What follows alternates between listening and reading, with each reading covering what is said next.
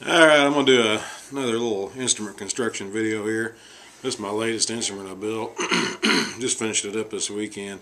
It's another fretless Appalachian mountain style banjo.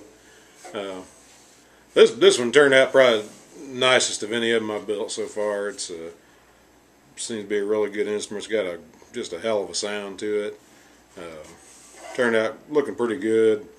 I'm real happy with it. It's made entirely from some wood that I got off the side of my dad's barn. He's got a corn crib on the side of his tractor barn out there, and he's got a corn crib built on the side. That corn crib, the walls of it are entirely made out of cherry. I went out there and grabbed a few boards. He told me they was made out of cherry, so I went out there and grabbed a few boards and got home, planed into it. It's just some beautiful straight grain, knot free. It's all quarter saw and stuff. Just some beautiful wood. So I've been going out there and scavenging quite a bit of that, and we'll be using quite a bit of that in the future here. But this is the first full project I built using that wood. I built a few of these in the past, and I've done a couple things different from the other ones on this. I don't know if that contributed to the good sound of it or not, but I use these Remo fiber skin drum heads, 6-inch fiber skin drum head.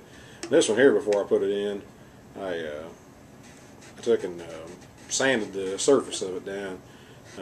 Gave a little bit of a texture, but the main thing I was wanting to do was to thin out the surface of the head, so maybe a little bit more resonance and vibrate a little bit better. I think that contributed to the sound. I also tried a different kind of wood for the bridge and the nut.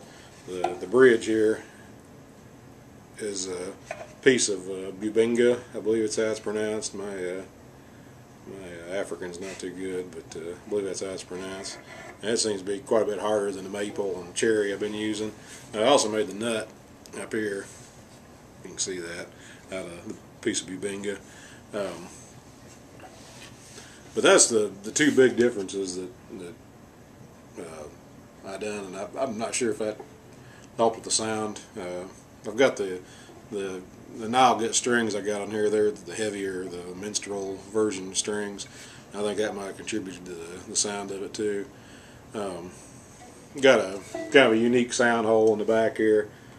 Just drill that out with my hole saw. Just trying to go for a shape. It was pretty easy to cut out, and I just got the screwing around my hole saw and came up with that. It's kind of unique looking. Inside you can see in here, I went to Goodwill and bought several of these wooden bowls, and I used that bowl for the tone ring in there instead of a lot of them have a piece of sheet metal or a piece of stovepipe or something. I used that wooden tone ring that I just cut the bottom off the bowl and put that in there for the tension up against the drum head. I think that contributes a lot to the tone too. It's the second one I've done like that, and they always seem like they have a warmer tone than the ones with the steel ring. Got it's pretty standard construction here, not really a whole lot to go over. Got the ebony friction pegs, violin pegs. Got those from elderly.com, and they turned out working really nice. And got a little brass slotted screw here for the 5th string nut too. Not really a whole lot revolutionary about the construction. It was just pretty standard fretless mountain style banjo. I'll give you a little quick sound sample of it here, just so you can hear what it sounds like.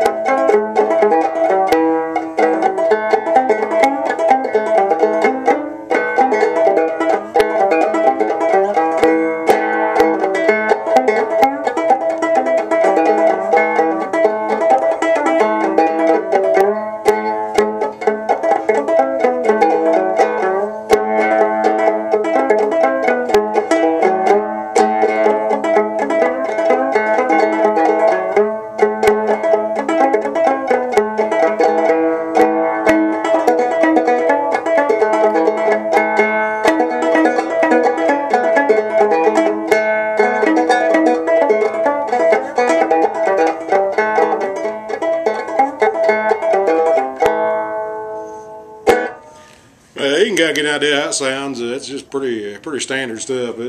Yeah, all the pieces came together right on this one. This is the best one I built so far.